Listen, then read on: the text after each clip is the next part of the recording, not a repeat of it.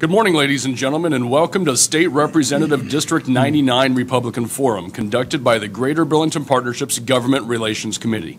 I'm Tim Lundgren, a member of that committee, and I would like to be your moderator, and I will be your moderator for this morning. I don't know if I would like to, but I absolutely will be.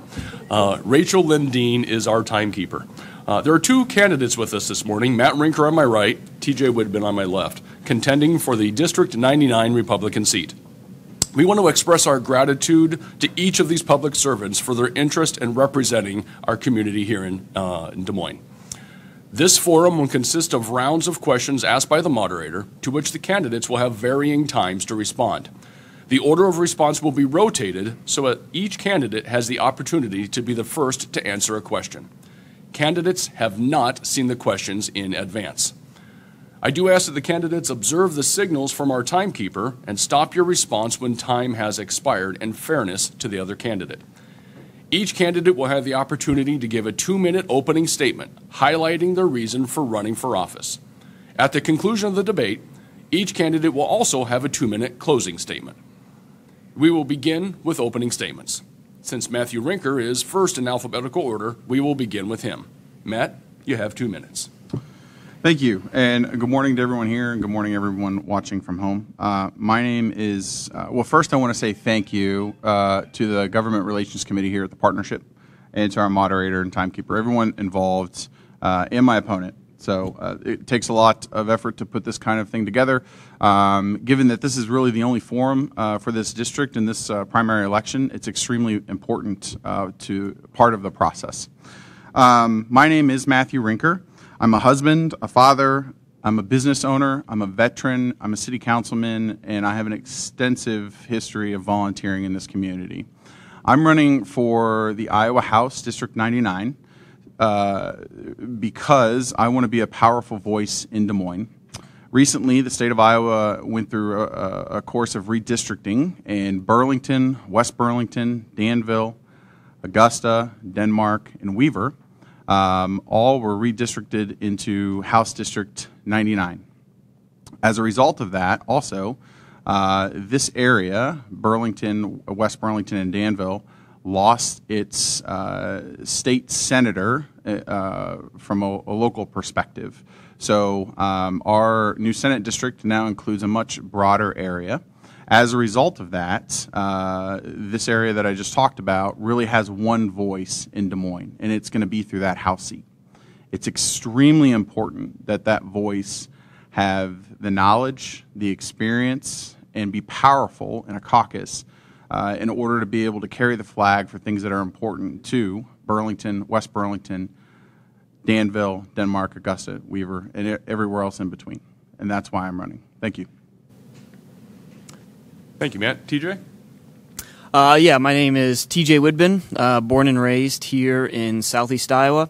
I graduated from BHS in 2006. My first job was a host at our local Applebee's. I attended SCC. My wife, Melissa, and I, we got married at the Capitol Theater just down the street in 2015. Don't have any kids. We have 2 dogs, Wrigley, Rizzo.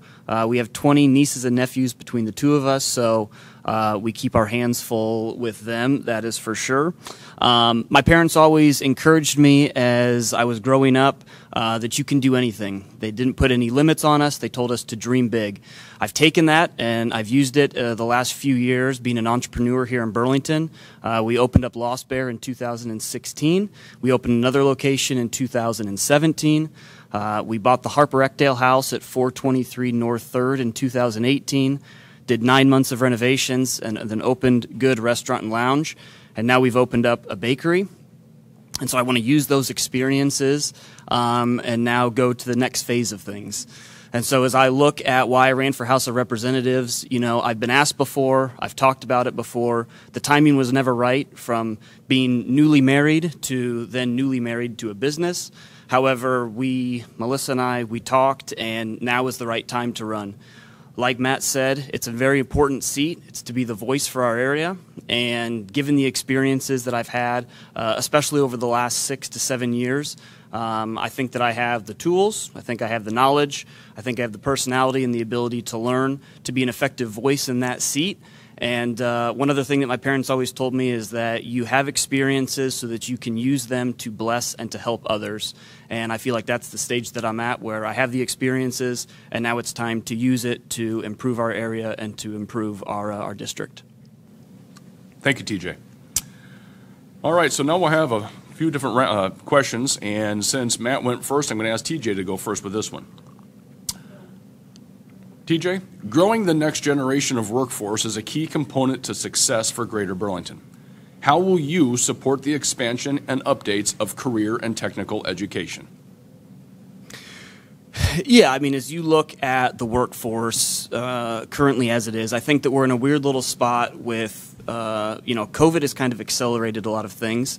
I think it's brought on a lot of early retirement, and so we have an aging workforce base. So we need to bring in more youth, and in order to do that, I think that we have to make Iowa an attractive place for families. I think that we have to make Iowa an attractive place for businesses and entrepreneurs. I think the way that we're going to do that is by certainly lowering income tax. Last year, legislation passed a bill that's going to lower income tax to 3.9% over the next couple of years. I think that's a great start, but I think that we need to improve on it and continue to lower it. As you look at other states that have a very quickly growing population, their income taxes are low, and so that's going to help us to bring in more families. It's going to help us to bring in more jobs, more entrepreneurs.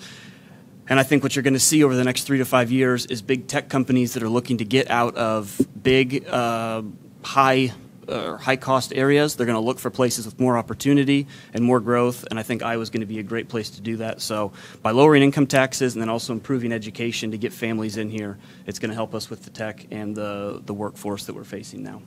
Very good. Matt, would you like me to repeat the question? Please. Growing the next generation of workforce is a key component to success for Greater Burlington. How will you support the expansion and updates of career and technical education? Yeah, so as TJ did say, workforce is a very big issue. In fact, I would argue that it's probably one of the biggest issues and most important issues to Southeast Iowa today. So first and foremost, governments don't build workforces, businesses do, small businesses particularly. In fact, most people in the United States are employed by small businesses. Iowa ranks #1 in the United States in terms of opportunity, but we rank 24th in terms of secondary education. So we need to improve upon that. We need to focus on technical training programs. We need to support the governor's initiative for last dollar in grants. That's a big part of what we're going to do moving forward, especially when we look at retraining programs. Iowa, from a corporate tax rate, 5 years ago was the 6th worst in the United States. Now we're the 4th best. While that's great, and while that's going to help improve and create an environment for corporate growth, which ultimately leads to jobs, there's a number of other issues that you also have to tackle in conjunction with that in order to support the one issue, i.e. housing. So one of the things I've been a part of is the Southeast Iowa Housing Initiative. And in fact, as my role in the City Council, one of the things we're doing tonight is talking a lot about housing. We're going to create incentives in order to be able to bring the price points down for housing. Ideally, if you have more affordable housing, you're going to have an influx in population. That's going to support jobs. Every new house built creates 2.2 jobs in a community. So as long as we do that, we'll be good. Thank you, Matt. Adequate housing for continued population growth is an issue in Greater Burlington. In your opinion, what can the state do or continue to help with housing? Matt, if you'd like to continue. Sure. So as I was kind of rolling right into housing a little bit, so one of the things I've been a big proponent for in the city of Burlington is coming up with incentives that we can use to drive investment into our community. Downtown, for example, since I've been on, over the last 10 years, but most of that's come since in the last 5 years that I've been on the City Council, we've seen over $125 million in investment into residential housing into the downtown area. One of the things that I've worked very hard on the last several years is to create incentives for people who want to reinvest into their property currently. So, for example, if a person purchases a rundown property in a neighborhood and they come in and invest in that property, the city would forego future tax revenues on that, unrealized tax revenues. We're not taking anything off the rolls in order to support that project. I think it's small programs like that that make a really big difference. Also, some of the things that the state does currently is with the historic tax credit programs. Those have been extremely lucrative for Southeast Iowa, and they're very vital and important program that has really led to a lot of that $125 million in investment in the downtown area. It's those types of programs, like I said, that the state needs to continue to look at. I think land banking, incentives for people who want to live in the area to live inside of city limits is a great way to go about that. Also supporting businesses so that they can find proper housing. Thank you, Matt. All right, TJ, adequate housing for continued population growth is an issue in Greater Burlington. In your opinion, what can the state do to continue or to help with housing? Yeah, so obviously housing is a huge concern for sure. I mean, I look at, I think it's tied into the whole workforce issue of how do you retain employees. At the end of the day, I think morale for employees is a big part of retention. And the biggest way to raise their morale, I believe, through my experiences, is that you have to give them an opportunity to where they are bettering themselves and setting themselves up and their families for future growth. That's the American dream. You work hard, then you provide a house for your family, you have security, and you have stability. So I think there needs to be some type of state programs that can help people transition from renting to home ownership, whether that is a first-time tax credit for buying a home or, as we said, to do a capital improvements or some type of tax breaks for people that are going to be making improvements on their home. There's a lot of houses in Burlington that are available, but they're going to need a lot of work. After 9 months of renovating a home into a restaurant, I know firsthand both the process and the expense that this can come. But if we were to set up an issue like that, you have first-time home buyers who want to pour in and set up their own home.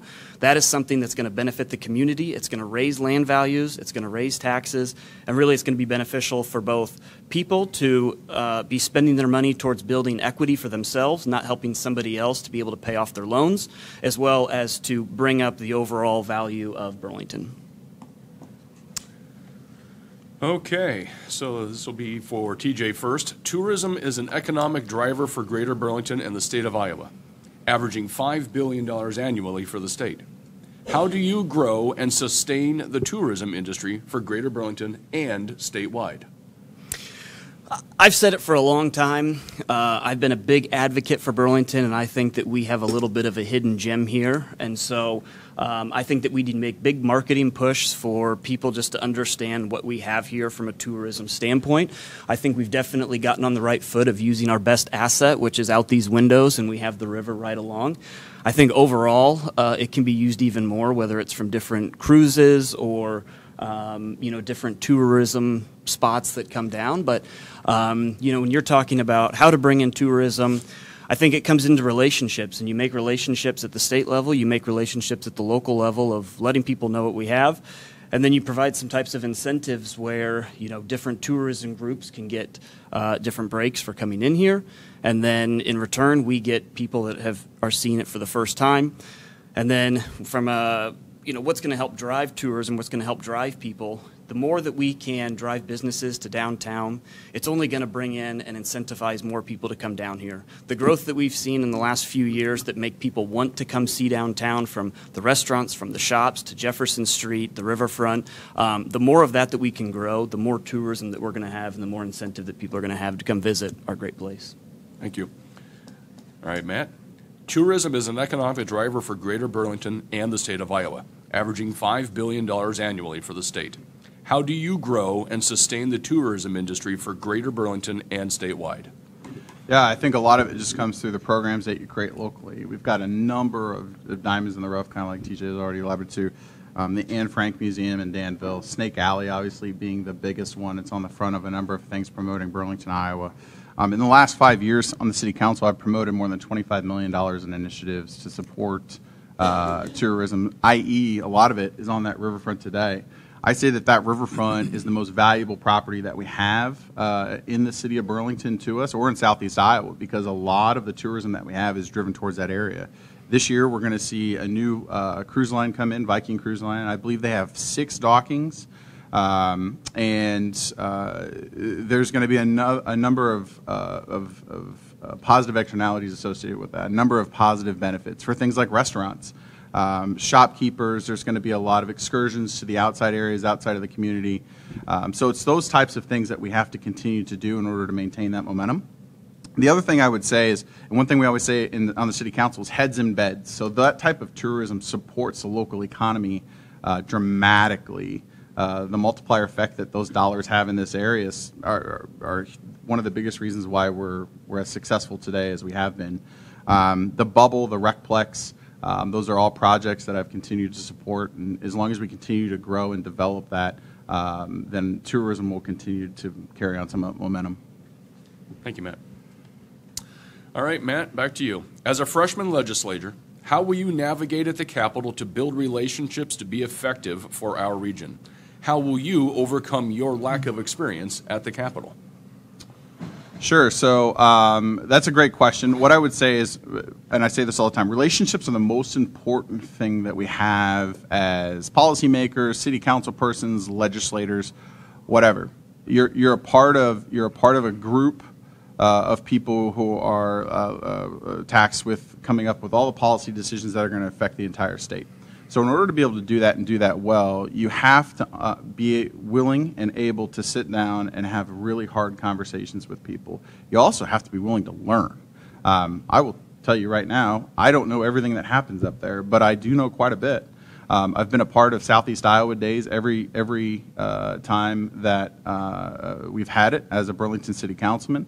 I've gone on the Washington, D.C. trips every time that we've had the opportunity to do that as a Burlington City Councilman. I've worked hard to create those relationships. Even today, I had a meeting in the Speaker of the House's, Pat Grassley's office back in February, and we talked a little bit about some policy. So there are things in those relationships that are extremely important, and they're extremely important in order to, like I said before, to be able to carry the issues that are important to Southeast Iowa. As far as navigating through the issues, I believe that I have 5 years of experience in doing that, whether it's communicating with current legislators or just coming up with solutions that maybe haven't already been thought about. Thank you, Matt. TJ, as a freshman legislator, how will you navigate at the Capitol to build relationships to be effective for our region? How will you overcome your lack of experience at the Capitol? Yeah, I think you have to go into it with realistic expectations about what it's going to be like, and that basically means that you have no idea what it's going to be like. You have to be willing to learn. You have to be willing to adapt, to sit down with people and listen to those that you agree with and the ones that you don't agree with. It's going to be drinking water out of a fire hose for a little bit there, and you just have to be okay with that. I'm okay not knowing everything, but I'm a quick learner. When we opened up the restaurant, there were a lot of things that I knew. There were a lot of things that I thought I knew, but I adapted and I learned quickly. And that's what you have to do. You have to be flexible, and you have to be willing to sit down. Also, you have to put the time in, and so being up there and making connections, you're going to start to learn a little bit more deeply how things work, who the people are to talk to, what's coming down the pike, what you need to be educated on. It's just going to be a learning process, and so you can prepare as much as you can, but I think the adaptability and just having the flexibility to be okay not knowing everything, to be okay not having the answers, but then being ready to pounce and to learn quickly. That's what you're going to have to do, and it's what I hope I get the chance to do. And I've done it at the restaurant, and I'm ready to do it again. Sounds good. Okay, now we're going to have a question from the Burlington Beacon, and Will Smith will be up here to ask that question in person.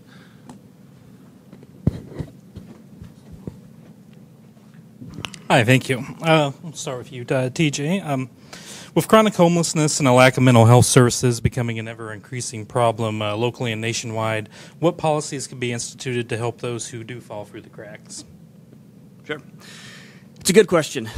So when I made my initial post that I was running for this office, I had mental health in mind, mostly due to struggles that I had that I'd never experienced before that gave me a whole new perspective of what people that are constantly dealing with mental health, the toll that can place. I think overall mental health has been massively underfunded. I think it's been undercut, and we're seeing some of the effects that's caused now. So when I met with some people up at Aldo Leopold a couple weeks ago, and the mental health issues that they are facing, especially after COVID, it is overwhelming. And so I think the first thing that we can do is to put mental health specific counselors in each one of our schools. Teachers are filling that void currently, but at the end of the day, they're not fit for that. They're already wearing 10 different hats. We need to give them the support to provide the mental health services that they need for the kids. On the homelessness side of things, I mean, we talked about what we can do for housing. I think that's a start for things to make housing more affordable. I think once we do that, it should lower rent prices, which should make it more accessible for people that are homeless. In a perfect world, of course, we'd have funding for a great big homeless shelter, but that's probably a 3 to 5 year plan down the road. But I think if we can get out of front and be proactive on the mental health side of things in schools, we'll start to see the benefit of that trickle down and have a snowball effect through the community. Matt, I'd like to ask you the same question if you'd like me to repeat. Please. With chronic homelessness and a lack of mental health services becoming an ever-increasing problem locally and nationwide, what policies could be instituted to help those who fall through the cracks? Sure. So I think one of the biggest mistakes that we made here in the state of Iowa about 7 years ago is when we eliminated a lot of the infrastructure that we had in the area that supported mental health related issues. It was a mistake. We need to go back and figure out how we can rebuild the framework to support that. We need to alleviate the pressures that we've put on law enforcement, public safety, fire department, hospitals in order to support people with mental health related issues. The other thing I would say, and I totally agree with TJ's stance on counselors in the schools. So we've got a lot of issues as a society, and what we find, and even with issues here as of recently, where we have a lot of kids that still are working on how to manage the emotions that they have. The Department of Education nationally recommends that you have one counselor per every 215 students in a school. In the state of Iowa, we have one counselor for every 435 students in schools. So those are things that we need to improve upon dramatically if we're going to do that. We need to support mental health funding not only through the educational programs to make that ratio for counselors better, but again, we've got to figure out how we're going to rebuild the framework to support mental health related issues at the statewide level. Better doctors, better facilities. We need to understand how to treat people that have mental health related issues so that they don't carry some of those dangerous possibilities into the community. Thank you, gentlemen. Okay, this one goes back to Matt again. So, continued economic growth is key for Greater Burlington's success. What do you see as the challenges and opportunities for our region? Yeah, so the number 1 and 2, and you can rank them however you see fit, but it's housing and it's workforce. I'm a big believer in housing. I believe housing has a very big effect on the amount of your workforce, as we already have kind of talked about a little bit. If you don't have adequate housing, if you don't have affordable housing, then it's going to be extremely difficult to recruit talent that's willing to come in and work in your area. We're seeing that all over across the board.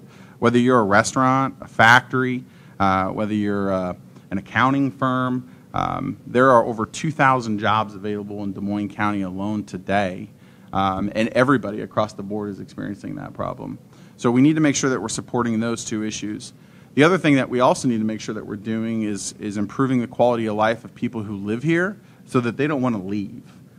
The amount of people that leave our area, especially to go get an education and don't return, is pretty significant.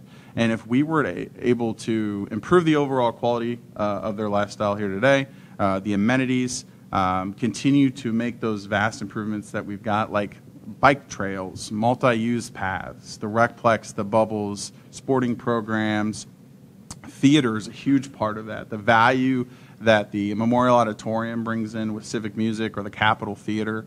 Also just the quality of places to eat or places to go out and have recreation and spend their recreational time. All very important. Great. All right, TJ. Continued economic growth is key for Greater Burlington's success. What do you see as the challenges and opportunities for our region? Yeah, so when Melissa and I first got together, she was from California, I was from here, and so we started to have the serious conversation of where do we start to settle down and where do we start to build a life together. And I was a huge advocate for Burlington then, and I would give the same reasons now as I did then. We have so many opportunities here for entrepreneurs, for families, for growth, for people that are trying to raise their quality of life. So as I hit on earlier, we need to make Iowa more appealing for those families that are looking for those opportunities. Amenities is certainly a piece of it, but I think another huge piece that we need to put a focus on is improving our education system. Parents make decisions based on their kids. That's just a fact. I've seen it time and time again at the coffee shop that parents will come in only because their kids want the little Teddy Grahams that we give away. They had no intention of buying a coffee, but they come because of their kids. So if we are able to make Iowa appealing from a low tax, low regulation standpoint, and then back it up with the 1-2 punch of a killer education system that is the envy of not only the area, but the entire state and nation, I think we're going to see people flocking to Iowa for all the opportunities that we have, and they're going to be leaving the bigger cities in droves. And what we see is people leave because of amenities and different things, but then they realize that Iowa's pretty great. So if we can bring those things here, it's going to be a win-win. Thank you, TJ. And back to you for this. What would your top legislative priority be should you get elected to represent us in the legislature?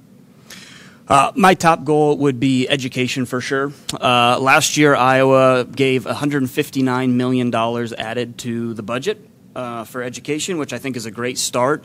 But if you go into the schools and you see all the things that they're dealing with, I think that we need to make a huge focus when it comes to the resources that we are giving them. Teachers today are highly unappreciated, I feel like, for all the work that they do. They're wearing 7 hats at all time, from parent sometimes, to teacher, to counselor, to friend, to therapist. And so we have to give them the resources to be able to do their job and teach our future kids, because when you look down the road 10 to 15 years, that is the future of Iowa. So as Matt talked about with the counselors, we have to put more funding in to lower out that counselor per student. I'd like to see lower kids in the classrooms, which is going to come through more funding.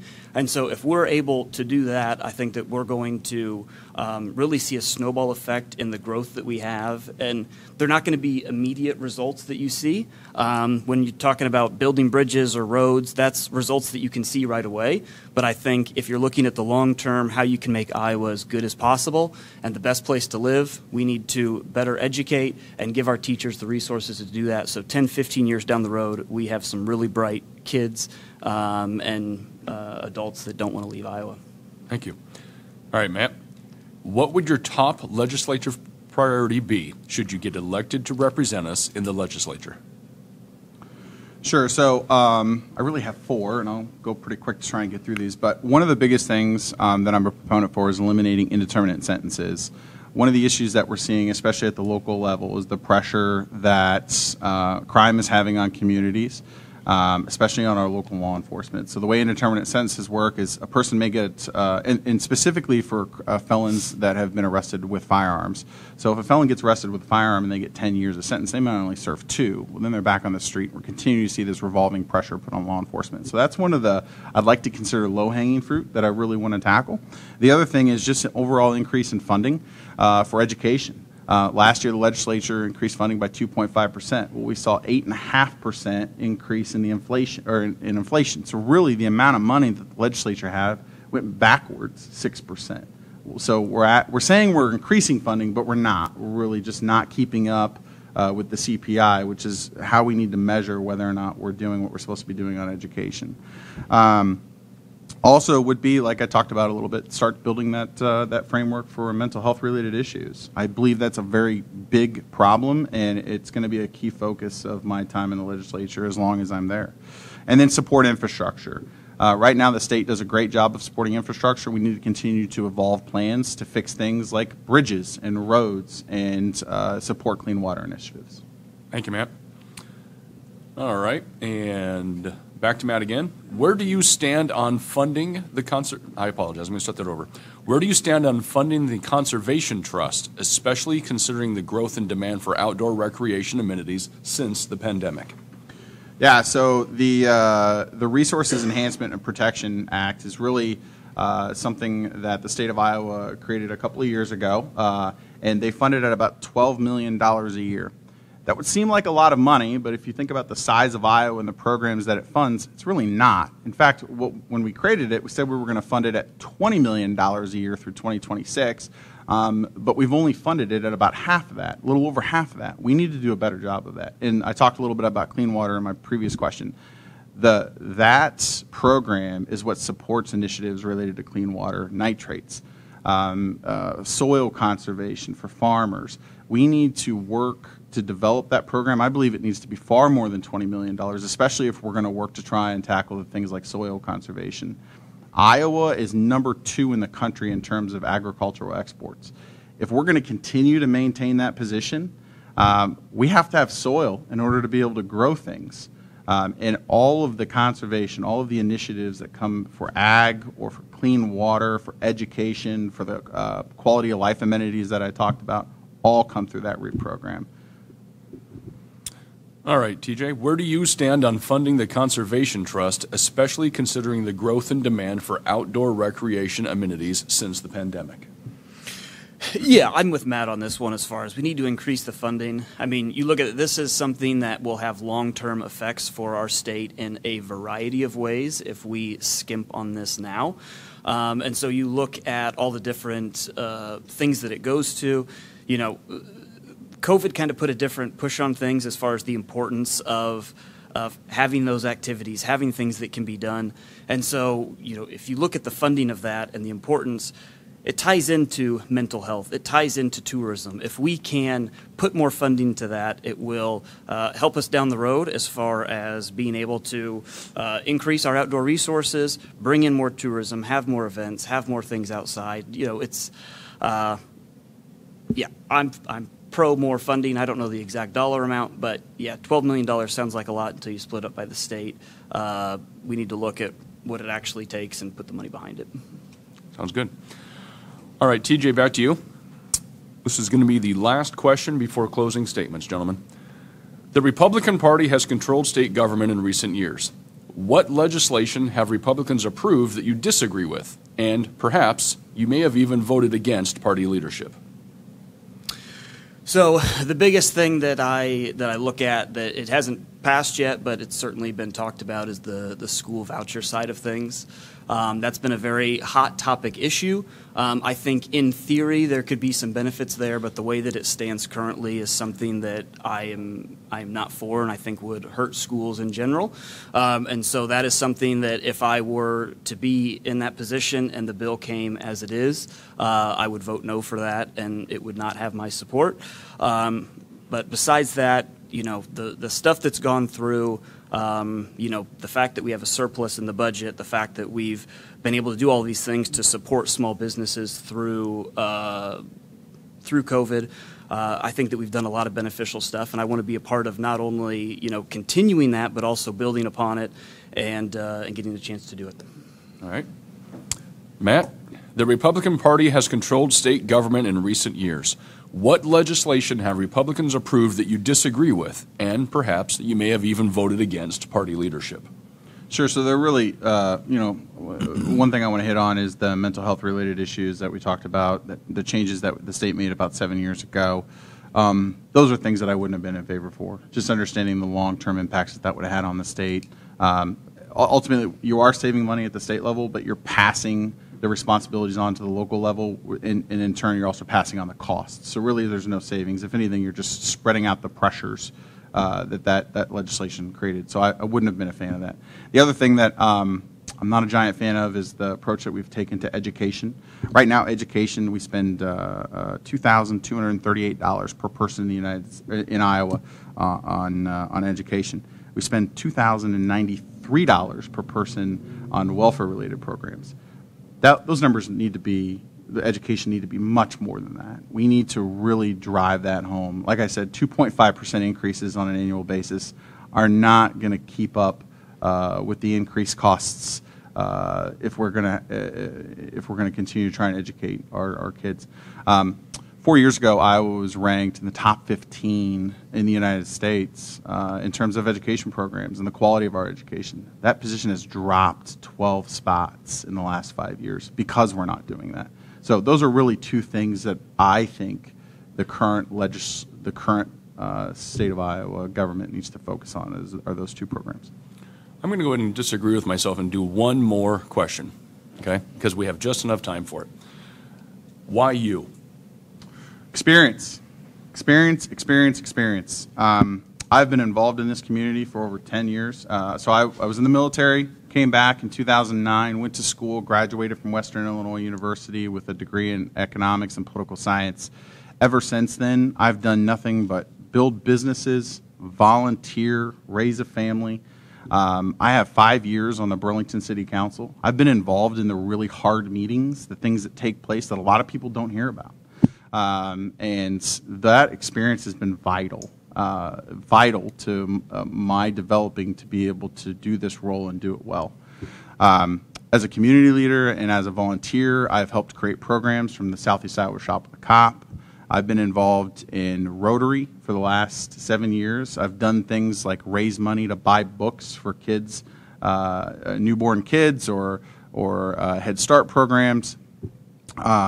I have been involved in things here at the chamber level. I've been involved in a number of different areas that have given me very unique perspectives to be able to do this job and do it well. So it comes down to my experience, and I think if you look between me and TJ, that's the biggest thing, is just the overall body of work over the last 10 years in our experiences. TJ's got a lot of experience, but he doesn't have that experience. All right. TJ, why you? Yeah, I mean, I would say, experience. The fact that I'm a political outsider, I think some would view as a strike against me or a negative thing. I view it as a positive. I can come in with a fresh perspective, a clean slate, and a breath of fresh air. So you look at what I've done over the last few years. I've put my money where my mouth is, and the fact that I love this community and that I love Iowa. I've put investments into here. I have created jobs here. So I've backed up the fact that I love this area and I want to see it grow and I want to see it continue to thrive. And then if you look at, when you go up to Des Moines, personality matters. I think it's overlooked quite a bit in your ability to work with other people. I'm not going up there by myself and making laws and poof, it's done. It takes a lot of work with other people, both that agree with you and disagree with you, to find common ground of something that works for everybody. And I think that I have the ability to do that. And then secondly, Matt and I are up here not to win a primary. We are here to win a general election to unseat a 35-year incumbent. And while we would both agree that he has been here for too long, the fact is he's been there for a reason. We are in a swing district, which means in order to win the general election, we're going to have to swing some independent and moderate Democrats to our side. And I think that given personality and connections and experiences through our businesses, I have the ability to do that and to win in the general election. All right. And closing statements. Each candidate now has the opportunity to make a 2-minute closing statement. Matt, I believe we started with you earlier, so we're going to start with TJ this time. Yeah, so as I said, I love Iowa. I love Southeast Iowa. I've lived here my whole life. I've advocated here. I've brought people with me. I've created jobs. I've made businesses. And it is very easy to say these things. It's a very different thing to be able to actually make things happen. I dream big. When I get behind something, I'm going to put my whole heart behind it. And there's one thing to be able to dream it, and there's another thing to be able to get things done. And so you're able to look out these windows down the street and to see the things that we have actually done and that I've actually created and that I've actually been a part of. I've also shown that I'm a quick learner, and I'm not afraid to not know everything. Melissa and I opened a restaurant 6 months before COVID-19 shut us down. We're a new restaurant. It's the toughest time for restaurants, even in a good year. And so at that time, we had two options. And that was basically to have a little pity party about how hard things are, or we could strap up, we could buckle in, and we could just take the challenges as they came. And that's what we did. And so while I don't know everything, there's a lot that I can still learn. There's two things that you can't teach that I have, and that's grit and determination. And so when things get tough, which they're going to, you're going to run into roadblocks, you're going to run into issues. I've shown, and I will continue to show, that I have the ability to face those and take a step back, evaluate the best way to proceed forward, and move. I'm not afraid of challenges, I'm not afraid of getting out of my comfort zone, and I'm not afraid of learning. And I think when you get into a position where you are representing that many people, you have to be able to listen to viewpoints from both sides that agree with you, that don't agree with you, and you have to be willing to accept the fact that, hey, maybe I'm not always right, maybe I was wrong on this certain topic, and then move forward. And I think those are things that you can't teach. Those are things that you can't learn. But there's a lot of stuff that you can learn, and I'm ready to do it. And I hope I get the chance to be your representative. All right, Matt, to you. Well, again, I want to say thank you to everybody that put this together. We've actually got a pretty good crowd today, considering some of the other forums that I've been a part of. So thanks for everyone for coming, and then everyone listening at home.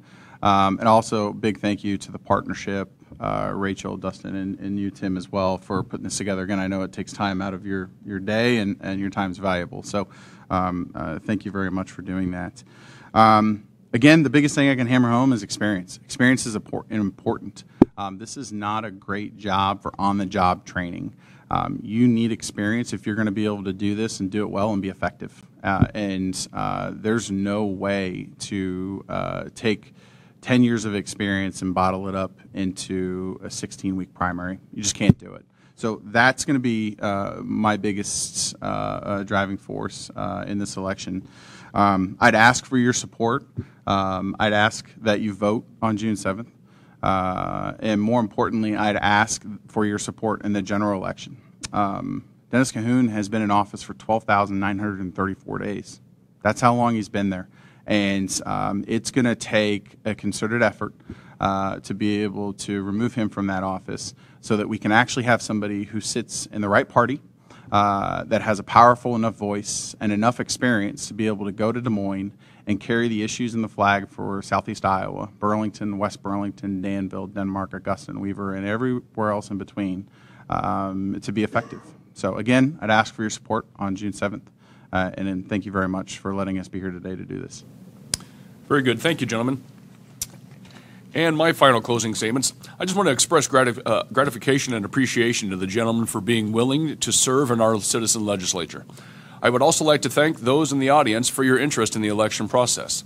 Please remember to vote for your candidate of choice on June 7th in the primary. Thank you very much, everyone, and I hope you have a great day. Bye-bye.